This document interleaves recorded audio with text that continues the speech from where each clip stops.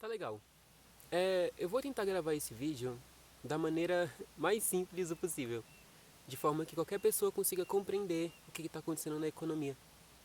E então esse vídeo vai ser bem introdutório, eu vou evitar falar muito sobre números, sobre termos técnicos, mas eu vou deixar aqui nos vídeos relacionados, sabe-se lá onde, links para vídeos um pouco mais aprofundados, com gráficos, com números, com, enfim, toda uma linha de tempo para que vocês consigam entender de maneira mais aprofundada o que está acontecendo. A intenção desse vídeo é justamente fazer com que todos vocês consigam entender de uma maneira um pouco mais isenta como as coisas estão acontecendo, para que quando a mídia comece a lançar os discursos dela, que ela cria discursos para poder moldar a opinião coletiva, a opinião pública, vocês não fiquem presos a isso, né? Não fiquem cativos a isso, mas consigam tomar decisões de maneira mais isenta. Então, qual é a maneira mais simples que eu tenho para poder explicar microeconomia? Digamos que eu tenho uma fábrica de geladeiras. E para fabricar geladeiras eu preciso de motores, preciso de fios, preciso de plástico, preciso de moldes, preciso de uma boa condução elétrica, preciso de boas engrenagens, de todos os materiais necessários para poder fazer com que ela funcione. Então, eu vou procurar algumas pessoas e pessoas que possam produzir essas peças separadamente, para que eu possa só montá-las.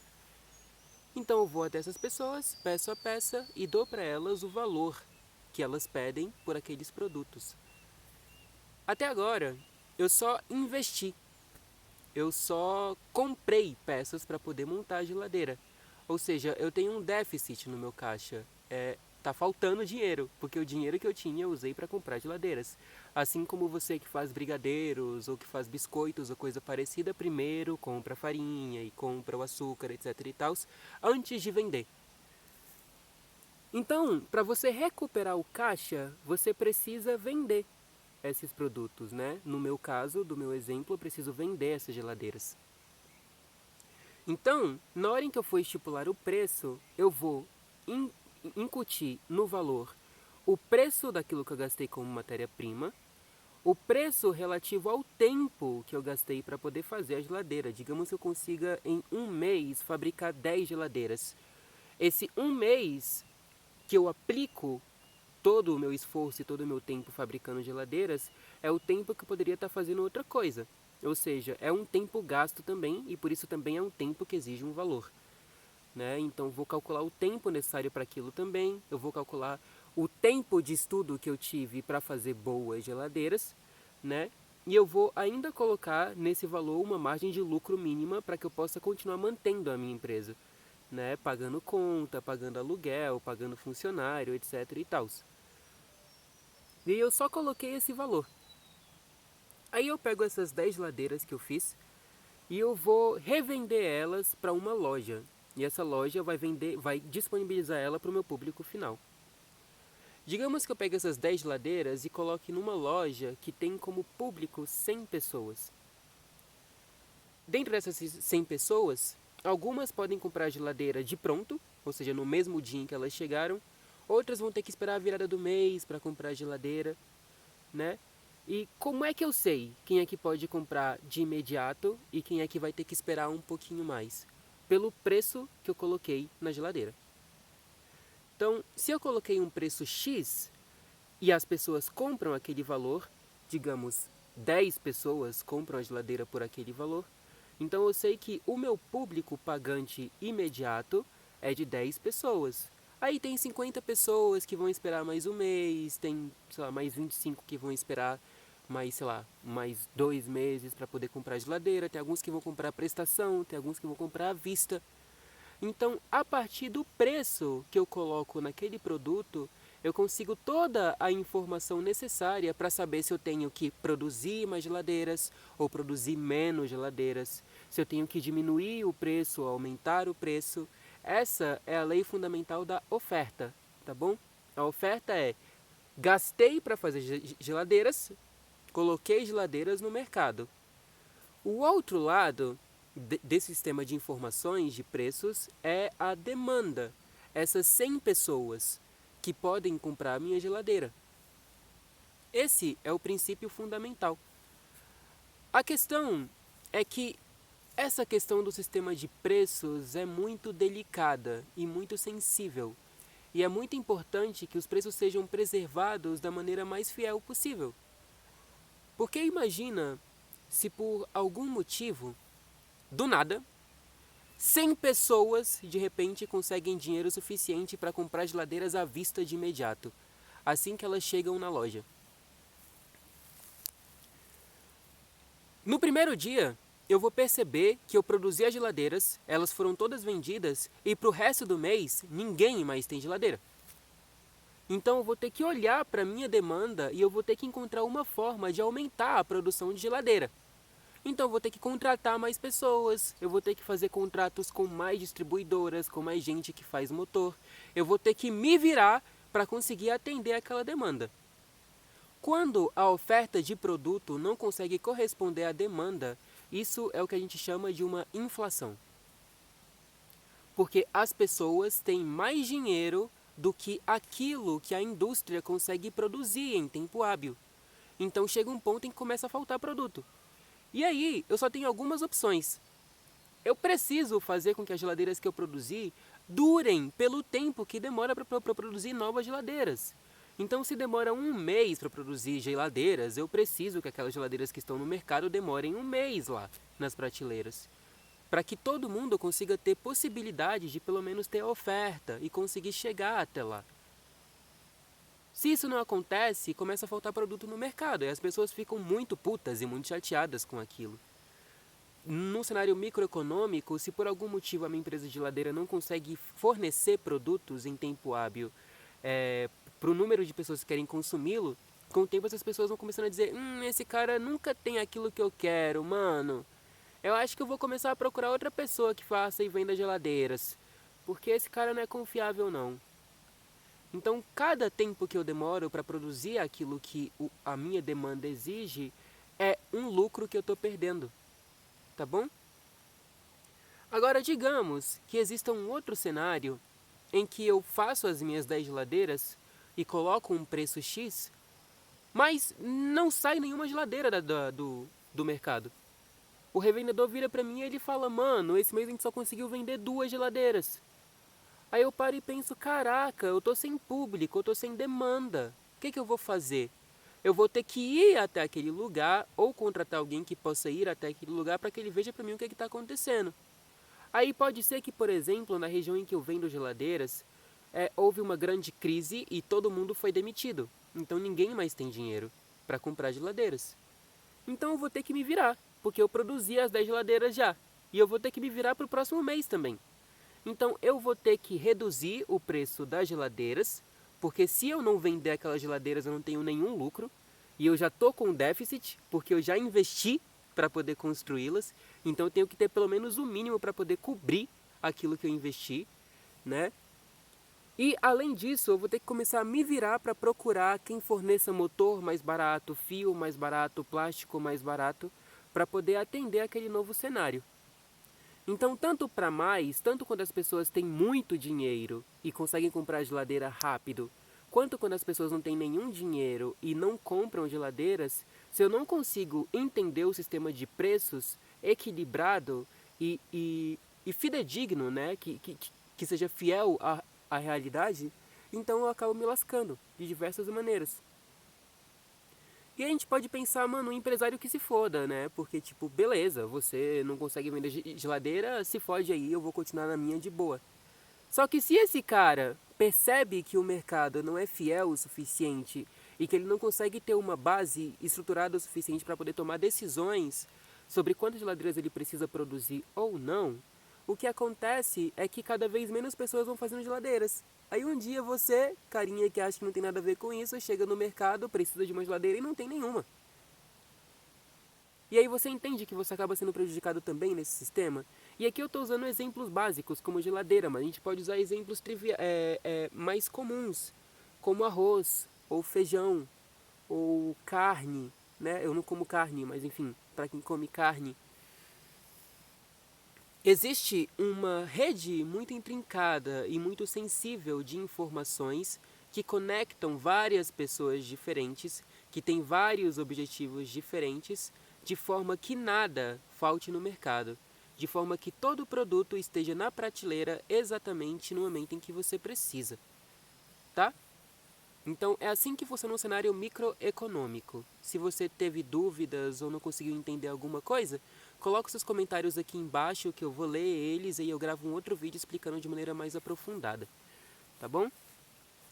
Agora, eu quero explicar para vocês um outro aspecto da economia que tem a ver com a economia bancária. E eu quero começar a falar sobre bancos agora e como funcionam bancos. O que é um banco? Você, cidadão brasileiro, trabalhador, recebe o seu salário ou os rendimentos daquilo que você produziu durante o seu mês. Você tem algumas opções. Você pode colocar esse dinheiro na sua casa e aí você corre riscos diante disso, porque qualquer um pode invadir sua casa e pode pegar o seu dinheiro. Ou você pode colocar ele dentro de uma instituição que você sabe que tem segurança o suficiente para poder cuidar daquele dinheiro que você teve. Essa instituição vai ser um banco. Você vai até eles, você vê o número de seguranças, ele vende para você todos os sistemas de segurança que eles têm.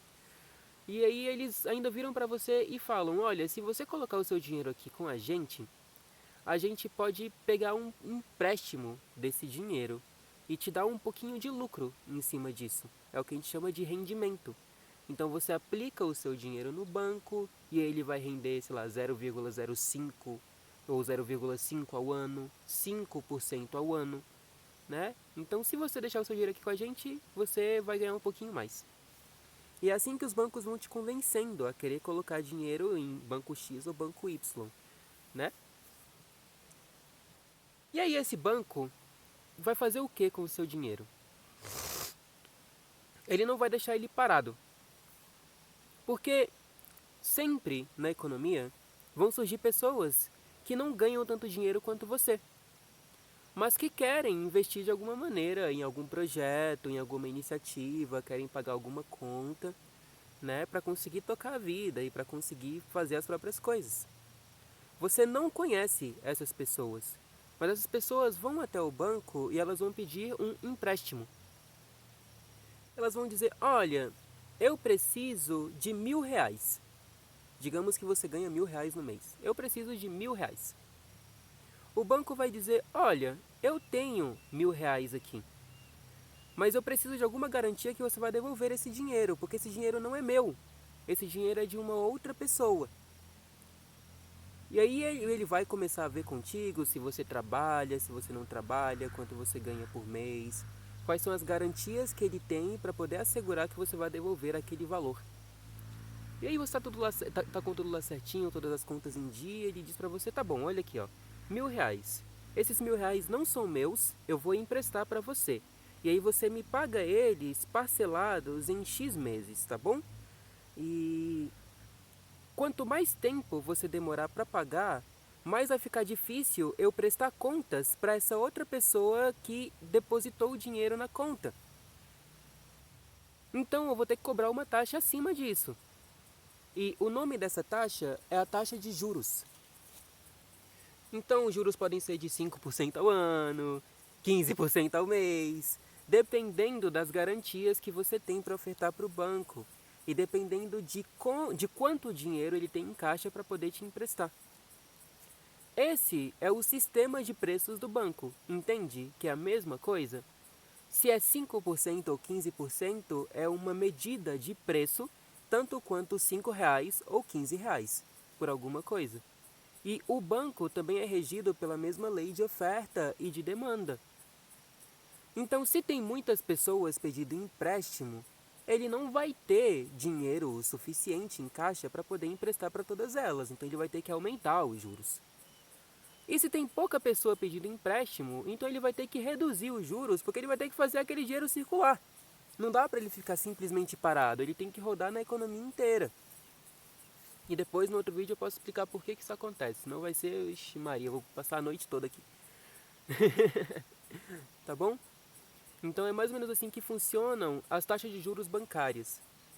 De qualquer maneira, esse sistema de preços, tanto para reais quanto para juros, não pode ter intervenção.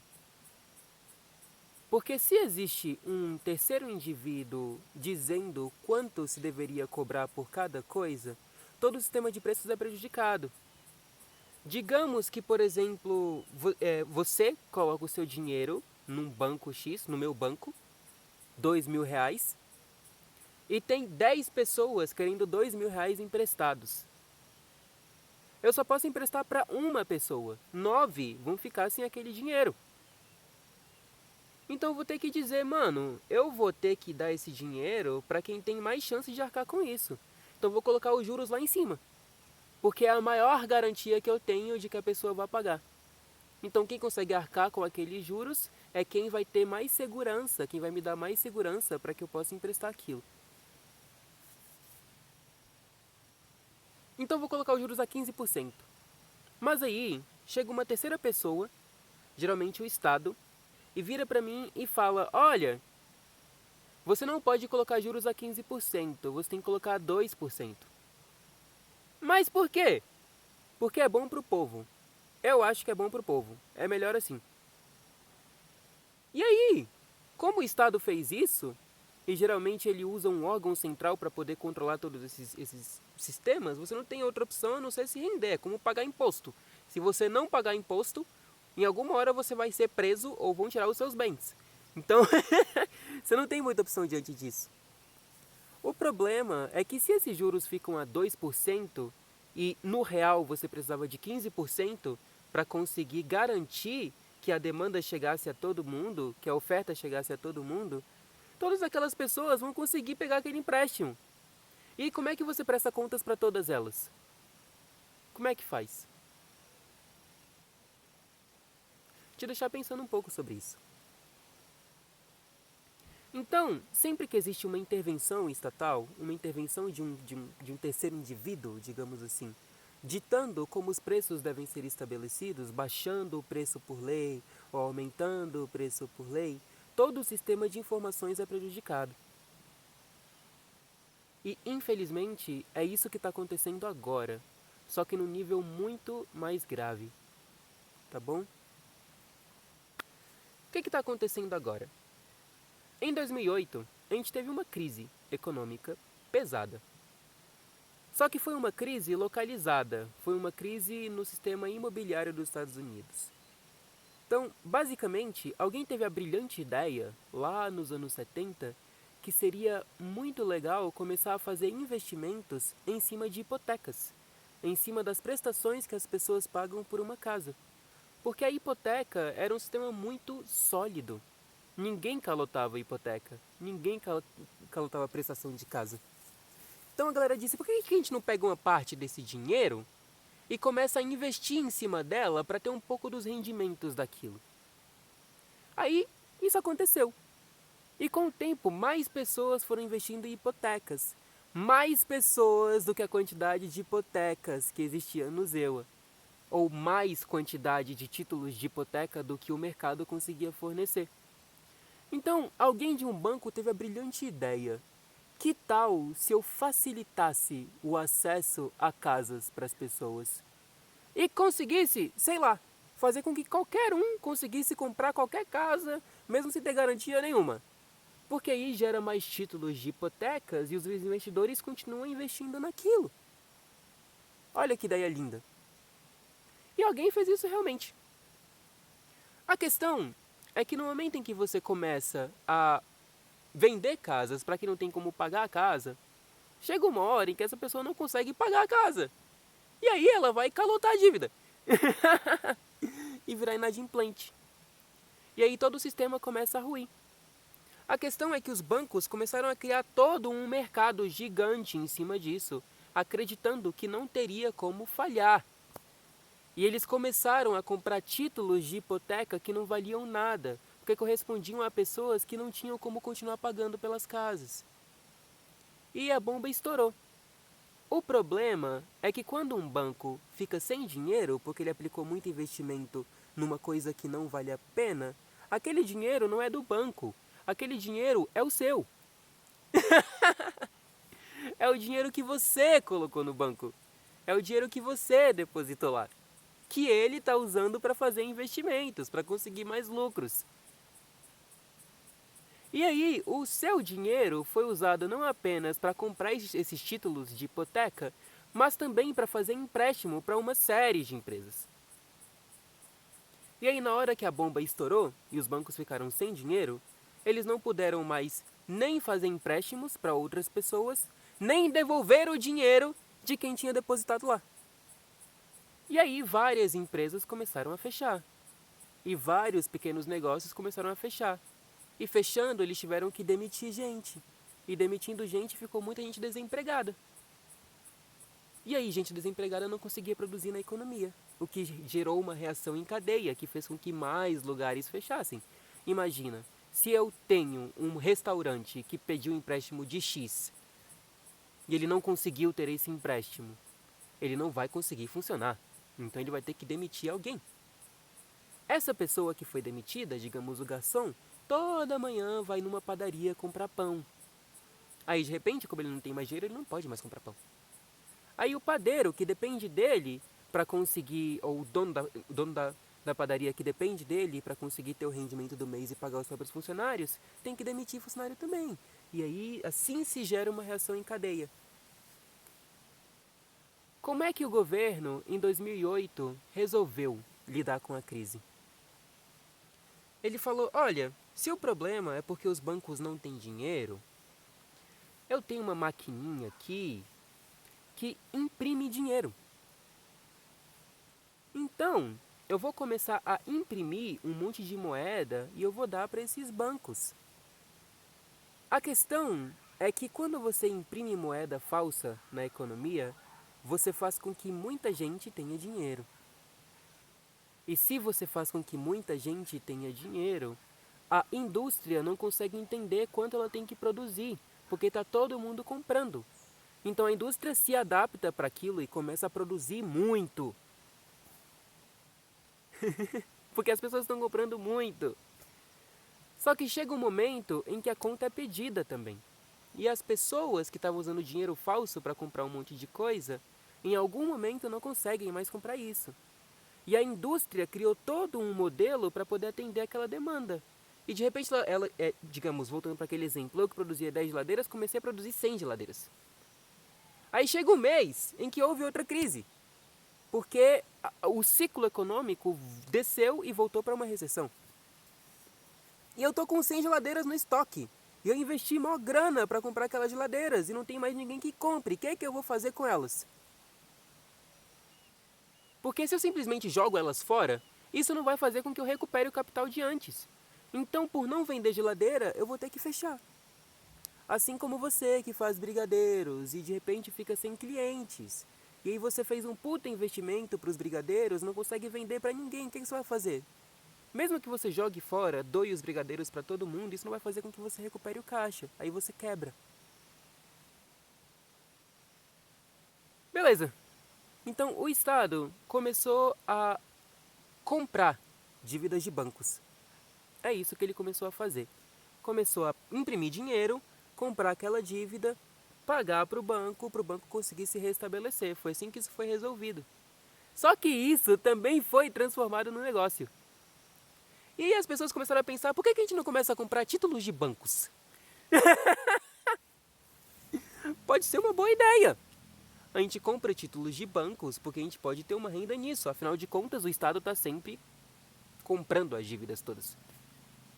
E aí os bancos começaram a ter dinheiro infinito e começaram a emprestar para um monte de gente, seguindo o mesmo critério. Empresas que não produzem o suficiente para poder pagar aquela dívida. Aquele dinheiro já não é mais o seu dinheiro, porque o seu dinheiro, tecnicamente, não existe mais. Ele ficou lá em 2008, tá bom? Então, agora, a economia toda está sendo fundamentada e construída em cima de dinheiro falso. E a gente tem um monte de empresa que não produz, que não tem lucro, que não tem faturamento, que na prática não consegue pagar essas dívidas. Então o que o Estado precisa fazer? Ele está num nível em que ele precisa continuar a comprar dívida para manter os juros o mais baixos o possível. Atualmente, a nossa taxa Selic, que é a taxa utilizada pelo Banco Central para poder controlar os juros do país inteiro, está em 0,94%. E a ideia dos estados em todo o mundo, Japão, Alemanha, Portugal, China, Itália, França, Espanha, é manter os juros o mais próximo de zero possível. Porque se eles não mantêm os juros o mais próximo de zero possível, no momento em que eles aumentam os juros e voltam o preço do real, tem toda uma cadeia de empresas que pegaram esse empréstimo no meio dessa bolha gigante que foi construída, que não vão conseguir pagar. Elas vão ter que fechar. A questão é que elas se fecham a empresa, elas demitem pessoas e as pessoas são aquelas que vão na urna e votam em alguém. E elas decidem quem votar de acordo com o quão bem está a economia. Então é perigoso para essa galera que é eleita por você se você descobre que está havendo uma crise.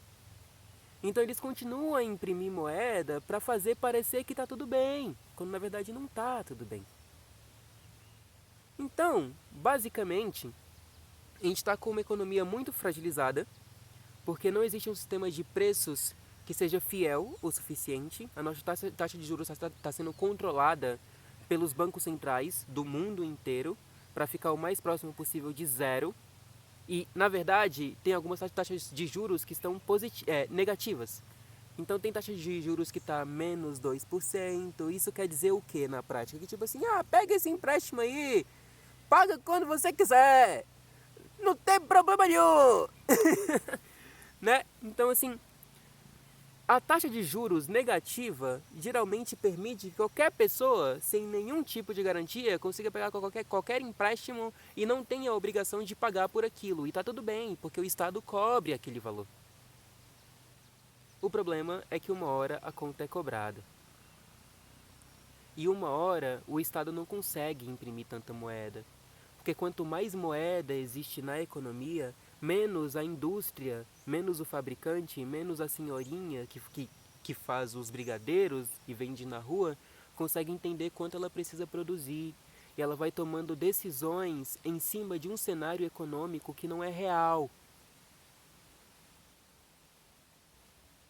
No momento em que o ciclo de recessão volta e o Estado não consegue mais imprimir moeda e a economia tem que voltar para o padrão normal, a taxa de juros vai subir. E quando ela subir, essas empresas não vão conseguir pagar o empréstimo que ela fez. E elas não vão conseguir comprar produtos novos, porque elas vão ter que tomar uma decisão, elas pagam o empréstimo e sofrem alguma sanção, ou elas compram material. Então, diante desse cenário, ela vai ter que declarar falência.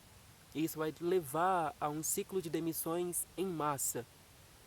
Muita gente vai perder emprego, muita gente vai perder salário, o Estado vai começar a entrar em crise também, né? Então pode ser que muito funcionário público seja demitido também. Aqui eu estou falando só o aspecto superficial, tá bom? Se você quiser que eu me aprofunde um pouco mais nisso, então coloca o seu comentário aqui embaixo, que é o sistema de preços que você vai usar. Então, a partir dos comentários eu sei o que eu preciso fazer, né? E que tipo de conteúdo eu preciso gravar, né? Então aqui está sendo bem superficial mesmo, é só uma introdução. Então a gente está com uma crise iminente acontecendo. Ela tá para acontecer. Então, é mais ou menos o que aconteceu agora com o coronavírus, né? Com a galera ficando doida porque não tinha comida no mercado e tava todo mundo levando papel higiênico. E aí, o preço do álcool gel subiu. Subiu pra caramba, né? Se eu não me engano foi pra R$77. Não lembro direito. Foi pra um valor absurdo aí. O povo começou a dizer, o empresário só quer lucrar em cima do trabalhador. E o empresário é muito ruim, né? Mas a questão é o seguinte, o sistema econômico brasileiro de quem produz álcool gel estava acostumado com uma demanda. Aí quando o coronavírus chegou e as pessoas começaram a comprar muito álcool gel, eles não estavam preparados para aquela demanda, eles não conseguiam prever aquilo. Então, para não deixar faltar álcool gel no mercado, ele teve que aumentar o preço do álcool gel para poder fazer com que as pessoas fossem mais inteligentes e pensassem, será que eu tenho realmente que comprar 5 potes de álcool gel? Ou posso comprar só um e deixar os outros 4 para as pessoas, né? Então o sistema de preço serve para isso.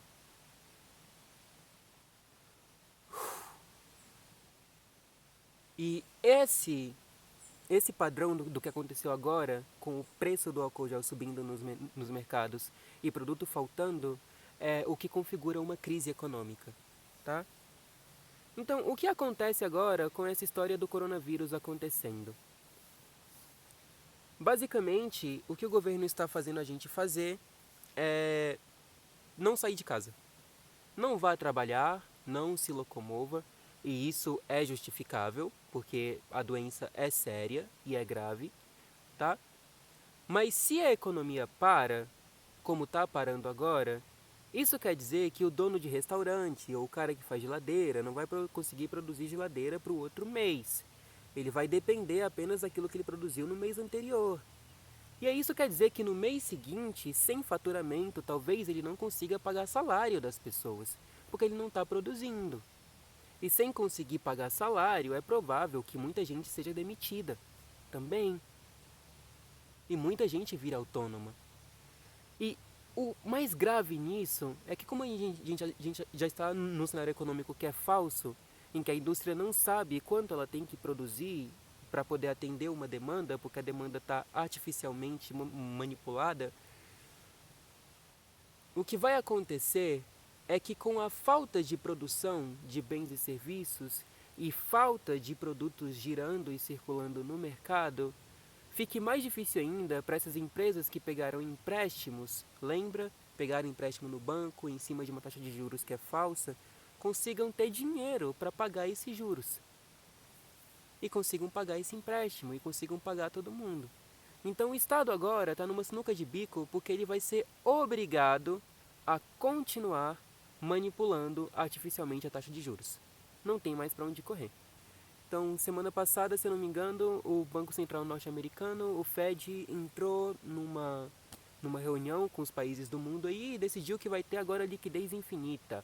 Ele não vai deixar de a gente entrar num processo de recessão. Ele vai continuar a injetar dinheiro na economia para não fazer ninguém cair, para não fazer ninguém quebrar. E quanto mais ele faz isso, maior fica a bola de neve. Uma hora a conta é cobrada. E se você quer saber como é que essa conta pode ser cobrada, você pode colocar o comentário aí embaixo também, que eu leio e eu gravo um vídeo específico sobre isso. Então, os economistas estão evitando fazer esse tipo de previsão, mas o que eu recebo aqui com a minha espiritualidade e com a minha egrégora é que provavelmente a gente entre numa crise econômica das mais fodidas, pior do que a de 1928, lembrando que a crise de 1928 levou à Segunda Guerra Mundial. Diretamente falando, a galera coloca a conta toda nas costas de Hitler, mas a coisa não é bem assim. Por quê? Por que as pessoas votaram em Hitler? Né? Essa é a pergunta que a gente tem que fazer. Né? Então, a crise de 1928 modificou completamente o mundo, a forma como a gente percebe hoje em dia a sociedade, levou a uma Segunda Guerra Mundial. E a informação que eu tenho recebido da minha egrégora é que a gente vai entrar numa outra crise agora, daqui a 2 anos, provavelmente em 2022, 2023. Eu estou inclusive gravando esse vídeo para deixar isso registrado, porque pode ser que em 2022 o povo diga, agora o povo fala, esse menino é muito louco, é muito maluco, prevendo crises, olha só que coisa irresponsável. Mas em 2022 alguém queira ver esse vídeo e veja, olha só, 2 anos anterior, 2 anos antes esse cara previu o que estava acontecendo, né? Mas isso não depende só da espiritualidade. Qualquer economista sério que veja os números só não vai falar sobre qual é a progressão para que uma crise aconteça para tentar manter os ânimos acalmados. E para que ninguém tome decisões apressadamente. Mas o meu compromisso aqui é com dizer a verdade, né? Então, a probabilidade é isso. Porque é insustentável, entende? Chega um ponto em que a gente vai ter que entrar no período de recessão forçado. Porque senão não vai ter produto e não vai ter bem de consumo suficiente. Ninguém vai saber mais o que tem que fazer na economia, o que tem que ser produzido, o que tem que ser vendido. Então, aproveita esses próximos 2 anos para conseguir tomar decisões inteligentes sobre como você lida com o seu emprego, porque talvez você vá perder o seu emprego. E como você lida com os seus investimentos, porque talvez você vá perder os seus investimentos. e aproveita para ficar atento ao que está acontecendo e se inteirar sobre o que está rolando na economia, para você não ser pego de surpresa diante desses cenários, tá bom? Então, eu falei sobre o coronavírus? Eu falei sobre o coronavírus. Eu tenho uma teoria um pouco maluca, que é uma teoria de que esse alarde todo que está sendo feito com relação ao coronavírus, para além da gravidade do que é o coronavírus, você há de convir comigo que a publicidade que está sendo feita em cima disso e as medidas que estão sendo tomadas em cima disso não tem um fator de comparação, um fator paralelo com outras crises que nós tivemos, tá bom? Ou com outras pandemias que nós tivemos nos últimos 10 anos, 20 anos, né? Que a gente teve muita pandemia nos últimos 20 anos. Então eu acredito que muito provavelmente o Estado está utilizando o coronavírus como propaganda, né? De uma maneira... eu esqueci o nome da palavra. Enfim, oportunista. De uma maneira oportunista para poder pôr a conta da crise não nas próprias costas, mas na costa do coronavírus. Não foi culpa nossa, foi o vírus que parou a economia. E é por isso que a gente tá assim. Então fica atento com relação a isso aí também, tá bom? E atento aos discursos que estão sendo ditos e feitos também. O vírus é sério, as pessoas que são mais idosas correm muito risco, então realmente evita sair de casa à toa, tá bom? Observa muito bem os lugares em que você está, não se comunica muito com estranhos, para você preservar essa galera que é mais fragilizada, tá bom? Mas não cai no discurso midiático. Usa a cabeça para poder tomar decisões com prudência, com equilíbrio, para conseguir manter o pouco de sanidade mental que ainda nos falta, tá? Então é isso, a gente tá com uma crise para estourar daqui para frente, não vai ser fácil, muita gente vai perder muita coisa, então aproveita esse momento para tomar decisões inteligentes sobre o que você faz com o seu dinheiro, quais são as escolhas profissionais que você faz, para você conseguir passar por isso de maneira mais tranquila possível. Se você gostou desse tipo de conteúdo sobre economia e coisas um pouco mais ligadas a essa tridimensionalidade, comenta aqui embaixo que eu posso fazer mais coisinhas sobre isso, tá? É o seguinte, o propósito da Luz da Vida, do canal da Luz da Vida, é criar no futuro um modelo de sociedade em que todas as pessoas sejam simultaneamente livres e ao mesmo tempo com que todas elas conheçam o próprio propósito.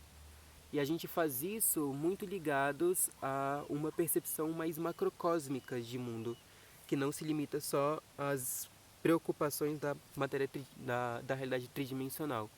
Então, se você quiser saber um pouco mais sobre isso e quiser saber como é que você pode encontrar o seu propósito de vida, a sua vocação, e como é que você pode encontrar também cura emocional e entender os seus sentimentos, vai nos links aqui embaixo, que tem os links para os sites, tem links para um outro vídeo explicando sobre como funciona a luz da vida. A proposta da gente não é ficar falando sobre economia e sobre história e coisa parecida, mas às vezes é importante, tá bom? Justamente para poder situar as pessoas. E aí, se você gostou desse vídeo, por favor, se inscreve no canal, curte aí embaixo, que isso ajuda a gente a conseguir chegar em mais pessoas, e compartilha com a galera que você acha que pode ser relevante, tá bom?